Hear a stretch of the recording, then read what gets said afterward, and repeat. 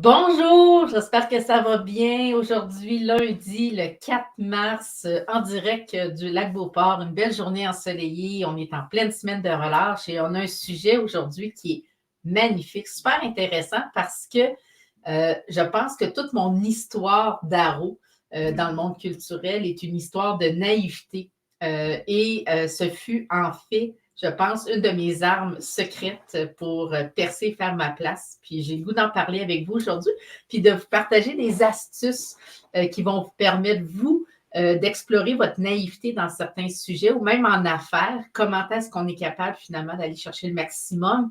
Puis les avantages de cette naïveté-là aussi. Hein. Des fois, on dit on est sous le choc quand on réalise qu'on ne sait pas, mais si on l'exploite à notre avantage, je pense que ça peut être intéressant aussi. Puis aujourd'hui, c'est le sujet du jour. Si vous vous joignez à moi, que ce soit en direct ou en replay, écrivez-moi un petit coucou dans les commentaires. C'est toujours super apprécié de savoir qui est avec moi en direct. Je laisse le temps aux gens quelques secondes de se connecter pour faire un petit mise à jour depuis une semaine. Qu'est-ce qui s'est passé dans l'univers d'Aro? J'ai officiellement terminé la préparation de ma nouvelle exposition qui s'en vient en avril à la Galerie Aro à Stoneham, l'exposition ADN. Ça va être une exposition vraiment majestueuse. Je suis vraiment, vraiment fière du travail que j'ai accompli, puis du résultat surtout, et de l'histoire des œuvres. Ça va être un grand moment à vos agendas le 18 avril. Entre-temps, j'ai eu une journée créative samedi avec des femmes extraordinaires et la prochaine date, 6 avril. Donc, si vous n'avez pas vécu la journée créative encore, je vous invite à vivre cette expérience-là. Les gens me disent, Caroline, il y a un avant et il y a un après. C'est réellement une journée de transformation. On dépose le sac à dos de tout ce qu'on porte qui est lourd, puis on repart avec des étincelles dans les yeux, un plan très, très clair de ce qu'on a le goût de réaliser, puis on se connecte à tout cet univers-là. Donc, c'est vraiment une journée d'exception. Et j'ai eu deux grandes œuvres majestueuses qui ont été vendues à la Man Gallery ce week-end, et dont une que vous allez voir dans les publications cette semaine, qui est ma plus grosse transaction unitaire dans l'histoire de ma carrière à ce jour. Je trouve ça vraiment, vraiment cool. C'est quelque chose qui est nouveau pour moi. Pas nouveau. C'est pas nouveau de vendre des œuvres, mais ce qui est nouveau, c'est d'atteindre ce niveau-là. J'ai toujours dit la journée où je vais franchir le cap des 5 chiffres pour la vente d'une œuvre d'Aro, je vais avoir atteint un autre niveau et c'est arrivé. Donc, je sais là, que tous mes collectionneurs qui m'écoutent se disent, mon Dieu, quel bel investissement. Oui, la réponse, c'était un bel investissement. Ça va continuer à monter. Ce n'est que le début. Ça fait seulement 7 ans que je gravite dans le marché de l'art. Aujourd'hui, le sujet m'est venu lorsque je donne des conférences et que je parle de ma présentation dans le marché de l'art. Hein. Vous savez, moi, je suis une femme entrepreneur, née dans l'entrepreneuriat, et l'art est arrivé comme un cheveu sur la soupe dans ma vie avec j'allais dire même un coup de poil en fonte dans le front, en ce sens que j'avais jamais peint de ma vie. Et durant mon parcours à l'école d'entrepreneurship de Beauce, au parcours élite, le 4 février 2017, on nous a fait faire un atelier de création et j'ai déposé la peinture sur un canevas pour la première fois. Il s'est passé quelque chose de physique en moi. Puis je peux vous dire que ce soir-là, jamais j'aurais pensé faire un switch dans le marché de l'art ou faire un virage professionnel, loin de là. Et si on m'avait dit tout ce que j'aurais à traverser, je ne vous aurais jamais cru non plus, autant dans les belles expériences que les moins belles. Et aujourd'hui, j'ai le goût de traiter du sujet de la naïveté comme arme secrète parce que quand j'ai fait ma première exposition en mars 2018, j'étais représentée par la Galerie Québécoise dans le Vieux-Québec et TVA a couvert l'événement parce que mon président d'honneur de mon exposition était Marc Dutil, le fondateur de l'EB et le président du groupe Canam actuel. Aux nouvelles, on m'a présenté comme la Riopelle des temps modernes et je ne vous cacherai pas que j'ai pris mon cellulaire pour aller voir c'est qui Riopelle. Fait que quand je dis ça, les gens partent à rire pour la simple et unique raison que je dois être probablement la seule dans les nouvelles qui ne savait pas qui était Riopelle, mais le marché de l'art, le marché de la culture au Québec était quelque chose qui m'était complètement inconnu. Puis, on me pose souvent la question: «Comment tu as fait? Comment tu as fait pour faire ta place dans le marché de l'art? Comment tu as fait pour réaliser tout ce que tu as réalisé?» Et une des choses que je dis, souvent dans les réponses, c'est ma naïveté. Ma naïveté m'a servi, parce que je n'étais pas une menace pour personne. Je n'arrivais pas avec un parcours des beaux-arts. Je ne connaissais absolument rien sur le marché des artistes peintres, des galeries, des musées ou de tous les types de modes d'affichage de l'art. Ce n'était pas quelque chose qui était un champ d'intérêt pour moi, donc je ne m'y étais jamais intéressée. Donc, je savais très peu de choses. Et c'est cette naïveté-là qui, dans le chemin, a fait que chaque étape que j'ai traversée, bien, je l'ai pris dans l'instant présent, sans attendre du futur, parce que je n'avais pas de plan précis comment est-ce que les choses allaient se passer, puis comment le développement allait se faire. Puis un des grands défis que j'ai eu, c'est la gestion de ma patience, parce que de nature, je suis quelqu'un qui est dans l'action, ça bouge beaucoup, il se passe beaucoup de choses. Puis là, ben, j'ai réalisé que le monde culturel, ben, on travaillait dans le futur. Tu sais, tu crées maintenant pour potentiellement présenter une exposition dans 6 mois, 12 mois, 18 mois d'ici. Donc, on est moins dans l'instantanéité de je fais quelque chose, puis il est vendu la semaine d'après ou le jour d'après, aussitôt que je le présente. Et cette naïveté-là de franchir les étapes une à une a été probablement ce qui a fait que j'ai jamais abandonné. J'ai jamais pensé finalement que les virages que j'allais faire, que les expériences que j'allais vivre allaient m'amener où je le savais parce que j'avais pas de plan précis de comment les choses allaient se faire du fait que j'avais pas les connaissances. Puis un autre élément dans ma démarche créative aussi de cette naïveté-là, c'est que pour préserver ma bulle artistique, parce que je peins mes émotions, je suis vraiment dans l'instant présent, je suis connectée avec l'aspect qui est autodidacte, donc sans dire que j'improvise, il y a quelque chose en moi qui a le besoin de se déposer, qui au final résonne chez les gens. Puis cette naïveté-là de ne pas me laisser influencer par les autres a aussi été quelque chose qui m'a permis de rapidement, puis même dès le départ, de trouver ma signature artistique. Puis, les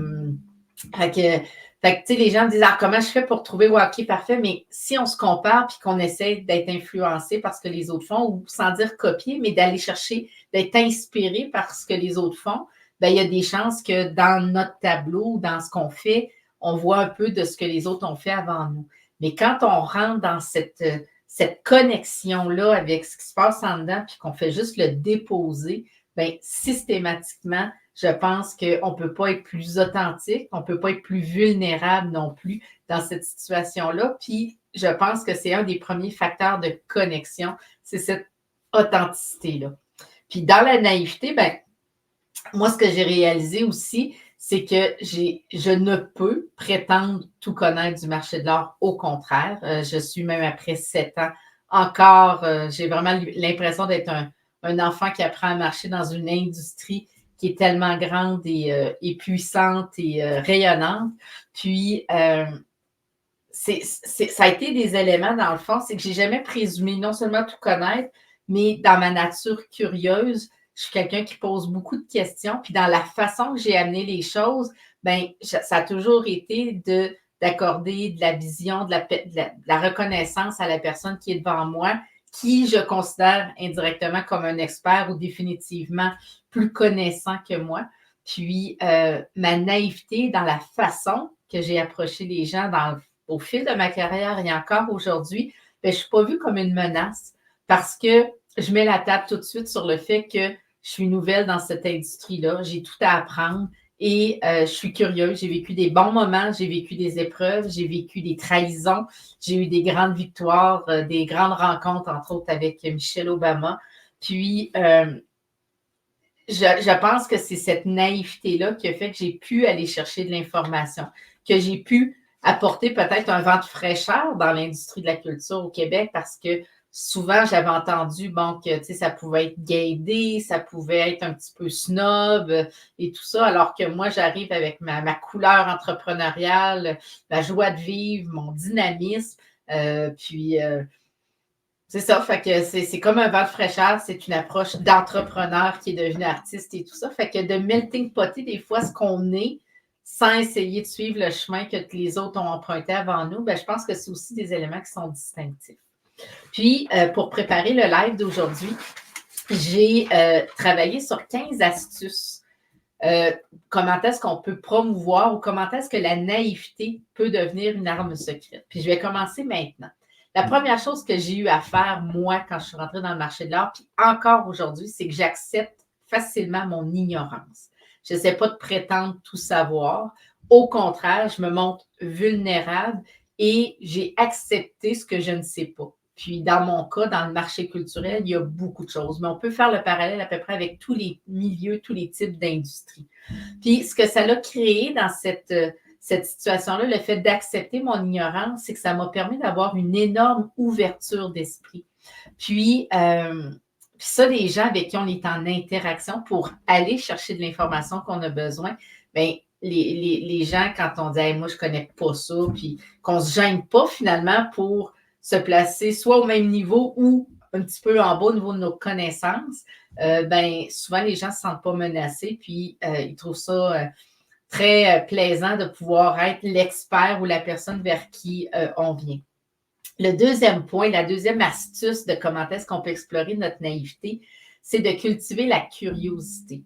Dans toutes les approches que j'ai faites, et encore aujourd'hui, je pense que pour le restant de mes jours, c'est que je suis une personne qui est curieuse et qui pose des questions, qui s'intéresse. Je m'entoure de gens qui ont des connaissances, des compétences, et je pose des questions. J'observe, je m'inspire de ce qu'ils font, mais je baigne dans l'univers et je suis curieuse. Puis, une des choses, c'est que dans tout ça, sachant que je ne connais peu de choses, ben, j'essaie d'aller au fond des choses quand je pose des questions et de ne jamais rester avec des non-dits ou des perceptions. Donc, je re-questionne des fois les réponses pour m'assurer que j'ai vraiment bien compris. Puis, tu sais, la clarté, c'est tellement plus important que la confusion.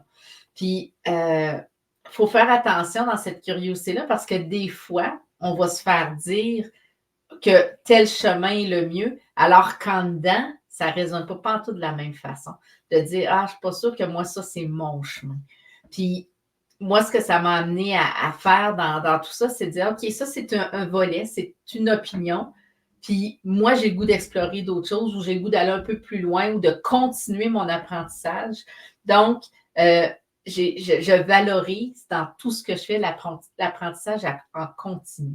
Puis, dans le fond, c'est j'ai toujours cherché à apprendre. J'aime apprendre, que ce soit à travers la lecture, des formations, des cours, des coachs, des mentors, etc. Mais je valorise l'apprentissage. Puis ça, c'est quelque chose qui me sert, m'a servi et va continuer de me servir pour toujours. Puis j'ai juste le goût de faire un petit bémol ou une petite parenthèse en disant qu'il n'est jamais trop tard pour baigner dans un nouveau milieu, expérimenter des nouvelles choses, réaliser ses rêves les plus fous. Il n'est jamais trop tard. Puis, un des éléments aussi dans les astuces que j'avais le goût de vous partager, c'est comment est-ce qu'on peut s'encourager, la pensée divergente. Comment est-ce qu'on peut s'encourager à penser différemment puis à sortir des sentiers battus? Un des éléments, moi, que je me souviens, avant ma première exposition, je suis rentrée dans un vernissage d'une autre artiste que je venais de connaître, puis je voulais voir comment ça se passait un vernissage avant de faire le mien. Puis il y a quelqu'un qui est venu vers moi, puis elle m'a pas comme pointé du doigt, puis elle m'a dit, tu sais, Caroline, il va falloir que tu me dises ce que tu as fait pour réussir à rentrer là, puis faire ça, puis vendre ci, puis etc. Parce que ça dit, moi, j'ai étudié là-dedans, je peins depuis j'ai l'âge de 4 ans, puis j'ai pas rien fait de tout ce que toi tu as fait en 7 mois, là. Puis ça m'a fait comme, oh my God, attends, là. Tu sais, le sentier battu du parcours académique, du parcours des beaux-arts, il est louable, il est magnifique, puis ces gens-là ont des connaissances tellement exceptionnelles. Mais c'est drôle, je n'ai plus le syndrome de l'imposteur parce que j'ai décidé que mon unicité, mon authenticité était le moteur de ce que j'allais faire et l'élément distinctif qui apporte ce vent de fraîcheur-là. Fait que quand je l'approche avec mon côté entrepreneur, mon marketing, mon image de marque et tout ça, les gens font comme « Oh my God, on n'a jamais vu ça ». Donc, c'est cet aspect-là aussi qui fait ou qui crée l'expérience d'avoir un haro. Puis, un des éléments aussi, c'est quand on emprunte le chemin le moins emprunté, hein, qu'on marche sur du gazon bien, bien vert. Moi, j'ai le goût de dire que ça nous amène à ne pas avoir de préjugés ni aucune contrainte parce qu'on est en train d'écrire l'histoire, on est en train d'écrire notre histoire. Puis quand il n'y a pas de contraintes, puis quand il n'y a pas de préjugés, bien, ça peut juste nous amener à être dans l'innovation, puis à explorer, puis à oser beaucoup plus facilement. Fait que la naïveté, pour moi, a été quelque chose qui a été vraiment super, super pratique. Un des éléments aussi, quand on est dans la naïveté d'un sujet et tout ça, puis qu'on est entouré ou qu'on est amené à présenter quelque chose qu'on connaît peu, moi, j'aime beaucoup mettre l'emphase sur l'écoute active. Donc, non seulement je pose des questions, mais je m'intéresse beaucoup aux réponses pour aller chercher mon mode d'apprentissage, passe par la curiosité et par l'écoute et l'ensemble des informations finalement qui viennent à moi. Puis ce que je trouve intéressant, c'est que lorsque je m'entoure de gens qui ont des opinions différentes de moi, bien, ça crée des éléments qui sont peut-être, oui, challengeants, mais au contraire, je pense que c'est ce regard-là différent, moi, qui m'amène simplement à comprendre que, ah, ben finalement, son idée est pas mal meilleure que la mienne, puis d'avoir cette écoute-là me permet, moi, de redéfinir aussi mon point de vue, mon opinion face à une situation. Puis, dans les astuces que j'avais voulu vous partager aussi, il y a comment est-ce qu'on peut, bien, l'impact d'adopter une attitude de débutant. Puis, comme je disais tantôt, quand on voit les choses comme si c'était la première fois, la première chose, moi, qui vient en tête tout de suite, c'est l'émerveillement. J'imagine un enfant qui découvre quelque chose pour la première fois, bien, dans le marché de l'art, dans le marché de la culture, dans n'importe quel type d'industrie, quand on rentre pour la première fois dans une industrie, bien, on est dans l'émerveillement, on découvre quelque chose qu'on ne connaît pas. Et ça, je trouve ça vraiment plaisant d'avoir ce regard-là, finalement, de la première fois. Puis, ce que j'aime aussi, c'est quand on rentre dans une industrie avec cette attitude-là de naïveté, bien, on n'est pas contaminé par le passé. On est simplement dans ici, maintenant, voici ce que je découvre, dans l'ouverture, dans l'accueil. Puis, ça nous permet, je pense, plus facilement de redéfinir les règles du jeu, de prendre le chemin le moins emprunté, puis de capturer toute la beauté, finalement, de ce que l'on vit. Puis ça, je trouve ça super intéressant. Une autre astuce de la naïveté secrète, c'est notre désir ou la capacité qu'on a d'expérimenter constamment. Puis, dans le fond, quand on enlève les craintes, quand on est naïf, on ne sait pas. Hein? Donc, on n'a pas de crainte, comme je mentionnais tantôt, mais on est beaucoup plus dans l'exploration. Donc, systématiquement, il n'y a plus le concept ou la notion d'échec. On est beaucoup dans l'apprentissage, la formation continue, les leçons que la vie peut nous placer. Puis, finalement, ben, ça réduit la peur de l'échec. Puis, quand on n'a pas peur de l'échec, bien, ça augmente nos facultés à prendre des risques et à expérimenter des choses nouvelles. Fait que moi, je trouve ça super intéressant, cet élément-là dans la naïveté. Un autre élément aussi, quand on est naïf, je pense qu'on peut plus facilement rêver grand. Quand on ne sait pas, hein, Mark Twain disait, ils ne savaient pas que c'était impossible, alors ils l'ont fait. Bien, ça, c'est une phrase, moi, qui résonne à tous les jours dans mon quotidien, dans mes manifestations du matin, de ne plus être dans la peur, de ne pas tomber dans la peur, dans la paralysie et de me donner la permission de rêver grand. Puis, ça me permet de viser haut, ça me permet de ne pas me placer dans des limites, dans un carcan, dans une boîte et de voir que chaque possibilité, finalement, est une aventure qui est exceptionnelle. Un élément aussi dans la naïveté que je trouve intéressante, c'est l'agilité décisionnelle. Ce que j'ai le goût de vous dire, dans le fond, c'est quand on n'a pas de contraintes puis qu'on ne sait pas, bien, on est capable, je pense qu'on a une plus grande faculté de lâcher prise, une plus grande faculté d'adaptation au changement. Et on se laisse porter et on ajuste le vent des voiles ou les voiles au vent ou à la situation. Je pense que ça nous donne beaucoup plus d'agilité Et au lieu d'être pris dans un carcan en disant il y a une seule route, la voilà, bien, quand on est capable d'en créer de toutes les sauces, puis de tourner à gauche quand tout le monde tourne à droite, puis d'expérimenter, bien, je pense que c'est ces éléments-là qui font notre différenciation. Puis quand on ne sait pas ce qui est devant nous, je pense que chaque situation n'aura pas assez de force pour nous abattre ou simplement nous faire changer là, de direction. Fait que ça aussi, je trouve ça intéressant dans la naïveté, en tout cas, à quel point moi, elle m'a servi. Un autre élément que j'avais le goût de vous partager, dans le fond, c'est que toutes les idées sont bonnes. Dans la naïveté, tout est possible. Il n'y a pas rien qui est impossible. Il n'y a pas de barrière, comme je disais. Puis ce que j'aime, c'est que chaque idée a sa place, puis on peut l'expérimenter pour après ça s'en faire une opinion, une leçon ou quelque chose finalement qui a été apprenant dans l'expérience. Fait que ce que j'avais à vous partager principalement au niveau des éléments et tout ça a été nommé, mais une chose est certaine, la naïveté, moi, c'est quelque chose qui m'a servi, qui me sert encore beaucoup. Et quand je suis dans l'incertitude, je tombe tout de suite en disant, bien, cette naïveté-là que je ne connais pas, que je ne contrôle pas, bien, fais-lui confiance.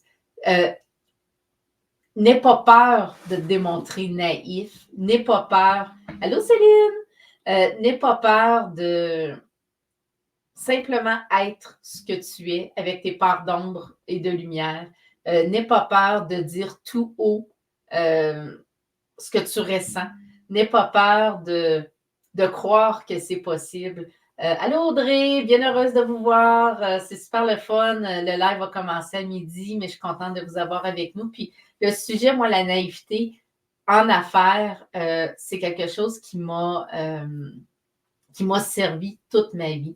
Je fais un parallèle avec le monde de la restauration. Je suis tombée dans les chaussures de mon père. J'ai grandi dans la restauration. Fait que d'envisager ma carrière professionnelle, entrepreneuriale en restauration avec un regard nouveau, avec un regard naïf de, ben, malgré le fait que je peux prétendre connaître plein de choses, si j'aborde chaque journée avec le désir de découvrir, d'apprendre et autres, ben, c'est des choses, moi, qui m'ont servi, qui m'ont permis, je pense, je ne sais pas comment l'exprimer, mais je fais un parallèle. En fin de semaine, j'avais une journée créative, puis on parlait de la compétition, on parlait de se comparer. Puis, quand on est tombé dans le sujet, puis qu'on a fait certains parallèles, puis certains liens avec des histoires passées de chacune des participantes, moi, j'ai réalisé que chaque fois que je me suis mis dans une posture de naïveté, c'est là où les plus belles choses sont arrivées. Un, parce que je n'étais pas une menace. Deux, j'étais probablement sous le radar de tous ceux qui observaient, un peu comme mon introduction dans le marché de l'art et encore aujourd'hui, le fait que je ne suis pas dans plusieurs galeries d'art, que je suis peu connue ici à Québec, que j'ai commencé à peindre à l'âge de 42 ans, que j'ai vécu des belles et des grandes choses, mais qu'aujourd'hui, dans le marché de la culture, c'est super difficile d'avoir de la publicité, d'avoir de la couverture médiatique, de se faire connaître et tout ça. Puis le secret, c'est la constance. Fait que, tu sais, quand on est naïf, on ne peut pas rester dans le même niveau de naïveté toute notre vie dans une industrie dans laquelle on évolue. Mais le regard qu'on peut avoir qui ne nous met pas de limites, ne nous met pas de barrières, ne nous paralyse pas, ne nous permet pas d'être dans la peur, moi, je pense que c'est aussi des éléments qui nous servent à se dépasser, à continuer à avancer, à continuer à y croire et à se faire notre propre opinion de ce qu'on a le goût de maîtriser ou de comprendre d'une industrie. Je pense que la vérité se situe toujours dans la dualité entre les deux. Il y a des précurseurs, il y a des ambassadeurs qui ont ouvert le chemin avant nous. Je pense qu'on peut s'en inspirer, mais on peut aussi, je pense, dans cette naïveté-là, d'être le dernier arrivé et autres, de se donner le droit finalement de prendre un autre chemin, de faire les choses différemment. C'est là où, je pense, les plus grandes inventions, les plus grandes créativités, toutes les innovations et tout ça, je pense que c'est là où, quand on ne se met pas dans un carcan, tout est possible. Fait que je ne sais pas si le sujet résonne. Je pense à Céline, Audrey qui sont en ligne avec moi et à tous ceux qui sont là. Mais si vous avez des questions sur le sujet ou sur comment est-ce que cette naïveté-là, je l'imagine comme une arme secrète parce que, comme je vous dis, encore aujourd'hui, je me préserve. J'ai l'impression réellement d'être dans une bulle où je laisse très peu de gens rentrer dans mon univers quand je suis en mode créatif. Par contre, je suis en contact avec les gens au niveau de plein d'autres choses sur mes réseaux sociaux, ma communauté, mon infolette et tout ça, mes articles de blog, ma chaîne YouTube, le live le lundi, tout ça. Mais quand je peins, je suis dans une bulle, puis j'ai besoin de rester dans cette bulle-là. Puis le fait de ne pas être sous la loupe me donne cette ouverture-là, puis cette possibilité-là, finalement, d'explorer puis de faire plein de choses à ma façon, sans me laisser teinter, influencer. Puis je pourrais même aller dire jusqu'à contaminer. Parce que en ce moment, dans l'industrie de l'art, ah oui, ben Céline, c'est exactement ça. Peu importe l'âge dans lequel on commence à faire quelque chose, puis qu'on démontre ces aspects-là, ben, je pense que c'est aussi des éléments distinctifs. C'est une bonne question, Audrey. Audrey me demande d'où vient cette naïveté pour toi? Ben, je pense que c'est dans ma personnalité, en ce sens que dans ma vie familiale, on était des entrepreneurs. Mon père est entrepreneur, j'ai une soeur qui est handicapée, ma mère était malade. Donc, mon modèle familial a fait que je n'ai pas nécessairement été exposée à plein de choses, à l'expérimentation de plein de choses. Et j'ai découvert l'art à l'âge de 42 ans. J'aurais pu m'y intéresser avant, mais ça ne m'intéressait pas. En ce sens que j'ai longtemps dit que j'avais aucun talent artistique. On s'entend, c'était pas vrai. J'avais d'autres habiletés. J'ai fait du scrapbooking. Ce que j'ai fait pendant les 10 années que j'ai fait du scrapbooking, c'est magnifique. Ma mère a eu un atelier de céramique pendant quelques années. J'ai été initiée à la céramique. Après ça, tout ce qui touche la décoration intérieure, l'harmonisation des accessoires, des papiers peints, les tissus, les couleurs et tout ça, c'est des choses, moi, qui m'ont toujours allumée, mais la naïveté vient probablement que je ne m'y étais jamais intéressée. Je n'avais pas été éveillée à, ça c'est la première chose. Fait que pour moi, c'était une découverte complète. Puis l'élément vraiment le life-changing de la peinture dans ma vie, c'est le fameux atelier que je vous parle. J'étais en affaires dans un tourbillon de vie impossible. Je travaillais 80-85 heures par semaine. Puis, ce fameux samedi soir-là, de mettre les deux mains dans la peinture, j'ai perdu la notion du temps. J'étais plus dans les plans stratégiques, à anticiper le futur, puis à tout contrôler. J'étais simplement c'est comme si je m'étais reconnectée avec mon cœur d'enfant, puis que j'étais en train de faire de la gouache, les deux mains dans la peinture, puis que j'avais 3 ans. Puis ça m'a fait tellement de bien que j'ai voulu continuer. Fait que ma naïveté du départ a toujours été celle au départ de le faire du bien, mais dans ma nature, quand je fais quelque chose, j'essaie de le faire avec le désir. Finalement, bon, ça aurait pu rester une passion, puis de le faire que pour moi. Qu'est-ce qui fait que j'ai voulu en faire une carrière, un site web, me faire connaître comme artiste peintre? Toutes les questions sont bonnes. Je pense que j'avais un appel intérieur qui me dirigeait vers ça, puis que c'était plus fort que tout, puis j'avais juste le goût de l'explorer, puis d'aller au bout du truc. Puis je pense aussi qu'au début, les gens me disaient, Caroline, jamais tu vas vivre de ça, jamais. Puis c'est comme si c'était le challenge de dire, je vais lui prouver que c'est possible de réussir dans le marché de l'art, puis de vivre de ses œuvres avec de la stratégie, avec une image de marque, avec du marketing, avec de la rigueur, de l'assiduité, puis de la créativité. Fait que je ne sais pas si j'ai répondu à ta question, Audrey, mais Céline nous écrit à 61 ans, j'aimerais vraiment en faire un beau parcours, puis il n'est jamais trop tard. Il y a 1 million de chemins possibles pour réussir dans le marché de l'art. Il y a l'industrie publique avec toutes les expositions en bibliothèque, les centres culturels, aller chercher des bourses d'exposition pour éventuellement rentrer en musée. Puis il y a le parcours privé avec les galeries d'art. Mais on sait aujourd'hui que c'est de plus en plus difficile de rentrer en galerie, qu'il y en a de moins en moins. Donc, comment seul on est capable de se faire connaître. Il y a des symposiums, il y a des événements culturels, il y a plein de choses. Le web aujourd'hui est un atout exceptionnel. Fait qu'il faut commencer quelque part. Puis notre réseau premier, j'appelle ça le Love Money, mais nos amis, notre famille et autres sont là souvent pour nous encourager s'ils croient en ce qu'on fait, si on y croit assez pour vouloir se mettre à nu et présenter ce qu'on fait. Mais il faut commencer par commencer. Puis les opportunités vont se présenter. Il faut appliquer sur des concours, il faut se faire voir, il faut joindre des associations touristiques, participer à des événements, etc. Donc, c'est un travail à temps plein de vouloir réussir dans le marché de l'art. Audrey dit, je pense que l'art nous permet de garder ce cœur et ce regard naïf de l'enfant en nous. Ben oui, non seulement ça, Audrey, mais je pense que c'est ce qui nous permet de rester vivants. De déconnecter des obligations quotidiennes, de déconnecter de la surcharge mentale, de l'ivresse mentale, des to-do list, des il faut que. Puis quand on fait une démarche créative, moi je le fais à travers la peinture, mais que ce soit la couture, la poésie, la musique, la menuiserie, la cuisine, peu importe. Moi, j'ai juste le goût de vous dire, faites des choses qui vous animent, que vous avez du fun à faire, que vous perdez la notion du temps, puis vous allez être dans votre génie créateur, comme dirait Johan, mon ami, mais vous allez être dans votre créativité. Puis quand on est dans cette créativité-là, ben c'est là où tout devient possible.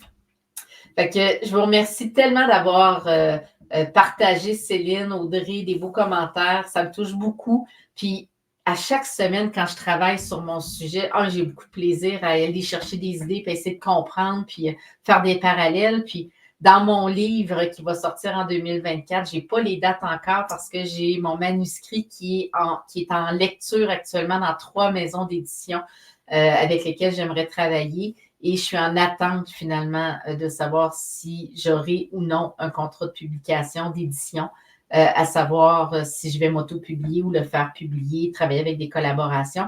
Mais je suis vraiment à l'ébauche de tous ces projets-là, sachant là, que le manuscrit est prêt puis qu'on avance dans le dossier. Fait que de ce côté-là, mais je parle de cette naïveté-là dans mon livre. Puis, j'essaie de voir quel sujet peut intéresser finalement les gens de ma communauté, de quoi vous avez le goût que je parle. Puis si vous avez des idées de ça, Caroline, j'aimerais ça savoir ça, ou que tu nous parles de ça, envoyez-moi des messages dans ma fiche contact de arroartiste.com. Puis arroartiste.com, c'est la porte d'entrée dans l'univers de qui je suis. Fait que vous avez accès à l'information sur mes conférences, mes team building, les journées créatives, les ateliers créatifs en entreprise. Vous avez mes produits dérivés, vous avez tous les événements qui s'en viennent dans les prochaines semaines, les prochains mois. Puis je peux vous dire que les mois de mars, avril et mai et juin vont être extraordinairement occupés avec des projets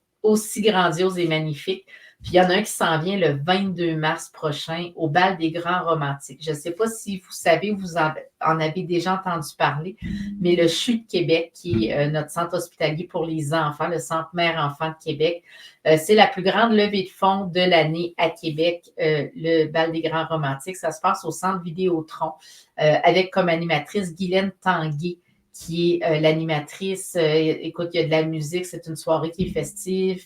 Les gens sont tous habillés en tuxedo, robe de soirée, tout ça. C'est réellement un grand bal. Le coût des billets est aux alentours de 1 500 $ par personne. Donc, ça donne une idée de la qualité des gens. Et j'ai été approchée pour être l'artiste qui va faire le live painting toute la soirée. Donc, je serai sur la scène à créer une œuvre qui va être remise à l'encan ce soir-là, une œuvre majestueuse. Et ça va me donner une opportunité de rencontrer des gens exceptionnels, entre autres Guylaine Tremblay, mais l'organisation du CHU, des médecins, Pierre-Carl Pellado, la famille Tanguay, etc. Donc, il y a énormément de gens de qualité qui sont présents ce soir-là pour la cause des enfants malades. Et j'aurai la chance finalement là, de vivre un grand moment en peignant devant 800 personnes ce soir-là. Fait que, avec des interactions avec Guylaine sur la scène et sur les écrans géants. Fait que c'est quelque chose qui s'en vient dans moins de 3 semaines. Et après ça, coprésidence d'honneur du Patro Rocamadour, une levée de fonds exceptionnelle. L'événement a lieu le 4 avril. Puis à travers tout ça, je vais accueillir plein de gens à ma galerie pour mon exposition ADN le 18 avril. Un super événement aussi le 19 avril où on lance le livre Libre d'être soi dans lequel j'ai coécrit un chapitre.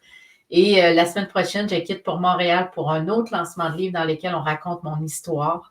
Un livre qui s'appelle « Et si l'entrepreneuriat rendait fou ». Fait que, bref, il y a beaucoup, beaucoup de beaux projets sur la table à dessin à travers des conférences, à travers la préparation d'une nouvelle exposition. Donc, déjà, la date du 18 avril, je présente l'exposition ADN, mais je travaille aussi en collaboration avec la John Mann Gallery pour présenter une collection exclusive à la John Mann Gallery au mois de juin prochain. Une exposition qui va être tout le mois de juillet à la galerie. Donc, ça va être aussi un autre grand moment. Fait qu'il y a plein de choses, c'est super positif. Puis les lives, quand je les prépare, j'ai du plaisir. Puis le sujet de la semaine prochaine, parce que là, je ne l'ai pas dit encore, à tous les lundis, j'annonce le sujet de la semaine suivante. La semaine prochaine, comme je vous dis, mon histoire va être racontée dans 2 livres qui vont sortir dans les prochaines semaines. Alors, je fais un live spécial sur le sujet qui dit « Ton passé ne te définit pas. Comment te libérer des épreuves qui ont créé de l'impact chez toi, qui t'ont blessé, des blessures, des traumatismes. Comment réussir à s'en libérer, puis que ça devienne finalement un tremplin pour aller là où tu veux aller. » Fait que le sujet de la semaine prochaine, dans le fond, ça va être très intime, très personnel, très délicat. J'aborde des sujets de santé mentale, entre autres, des problématiques personnelles que j'ai vécues. Je vous dévoile certaines parts d'ombre de ma personnalité. Mais je le fais parce que cette histoire-là va être sortie publique dans la semaine avec le livre. Et pour moi, c'est important que les gens de ma communauté aient les détails, ou en tout cas au minimum puissent comprendre pourquoi je suis ce que je suis aujourd'hui, puis par quoi j'ai passé. Fait que la semaine prochaine, dans le fond, ton passé ne te définit pas. Comment te libérer des épreuves que tu as vécues pour continuer à avancer. C'est le sujet que je vais aborder avec vous en toute humilité, en toute vulnérabilité et avec le plus grand des amours pour les gens de ma communauté qui font une différence dans mon travail puis dans mon engagement. Fait que sur ça, je vous souhaite à tous une excellente semaine. Pour plusieurs, vous êtes en relâche, en vacances, etc. Je ne sais pas si vous allez m'écouter ou me réécouter les 2 pieds dans le sud, à quelque part au Mexique ou à Cuba ou à la maison avec les enfants. Mais n'hésitez pas à sortir les crayons coloriés, les cahiers de dessin, la peinture, l'aquarelle, la gouache, les pastels ou peu importe. Puis amusez-vous, explorez votre créativité. Puis ayez du plaisir. Puis je vous souhaite la santé, de l'amour et une magnifique semaine. Merci à tous pour vos commentaires. Je vous souhaite une belle semaine. Merci d'être au rendez-vous. Vous me donnez des ailes. C'est une des raisons pour laquelle je fais ce que je fais. C'est parce que je veux créer une différence dans la vie des gens qui croisent ma route. Fait que vous en faites partie. Merci. Bonne semaine. Bye bye.